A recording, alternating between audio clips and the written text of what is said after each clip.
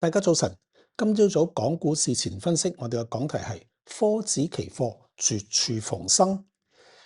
美國嘅高等法院就否決咗總統特朗普嗰個對等關稅嘅依據啊。市場認為咧對中國啊，我認為甚至係對香港啦。同埋對呢個印度咧都有利好嘅影響嘅，所以尋日啊雖然咧就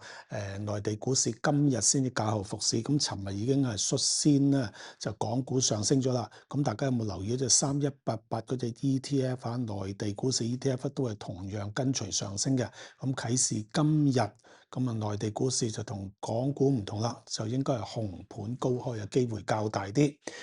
睇下內地股市、港股會唔會喺未來呢個日子，起碼係未來1個2個星期之內咧，係跑贏美股啦，相信機會大嘅。我哋睇下科技指數期貨陰陽燭日線圖上面係咪真係絕處逢生啊？點解講到絕處咁誇張咧？睇下平均線整體分辨勢先，5天低過20天，20天低過50天，20天繼續急速下移，跌離50天，價位連續4個交易日收低過5天平均線，哇！呢個唔係好準，都唔知跌幾多嘅喎，繼續跌落去，因為之前嘅低位呢個穿咗噶嘛，呢個5275啊，2月6號低位失守咗咁嘅支持，尋日就掉頭上咗嚟啦，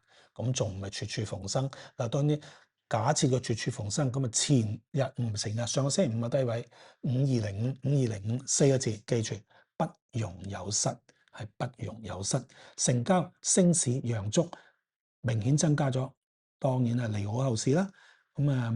OBV 亦都上翻嚟嘅，即係加權平均價上升咗。輔助分析指標 DMI 咧，暫時仲係利淡嘅，正 DI 低過負 DI，但係好處就係咧，ADX 就高晒兩條線啦。好處就係正 DI 回升，即係上升動力增強；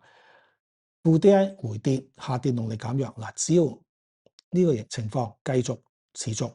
正 D.I 繼續升，負 D.I 繼續跌，然後我哋等到 A.D.X 喺呢條線上邊掉頭回落 ，OK， 咁我就可以確認上個星期五嘅低位5205咧係括弧 B 中 C 浪嘅起點啦。但係如果等到嗰陣時咧，升咗好多噶啦嚇，而家唯有搏一搏噶啦，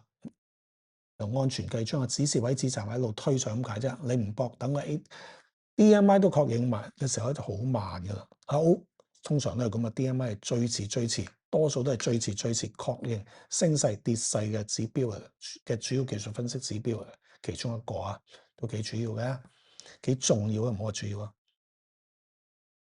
主要技術分析指標嗱 ，ASL 出咗極點高位㗎，留意尋日嘅高位係5425，即係話今日星期二啦，今日、聽日最多睇埋後日要出現高過5425嘅收市位，否則咧，就又掉頭試翻個低位噶咯，未必出現，不如試翻低位再嚟過咁解好友。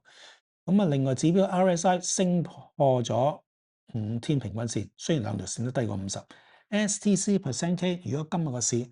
唔係好跌嘅話，都唔使升啊，都會升破 percent D 嘅機會好大。到時咧第3個指標轉好 MACD 我亦都等待發出紅藍買入信號。而家暫時形勢咧係2好3淡，即係話咧形勢仲係偏淡嘅，但係好大機會今日只要個市唔係好唔跌啦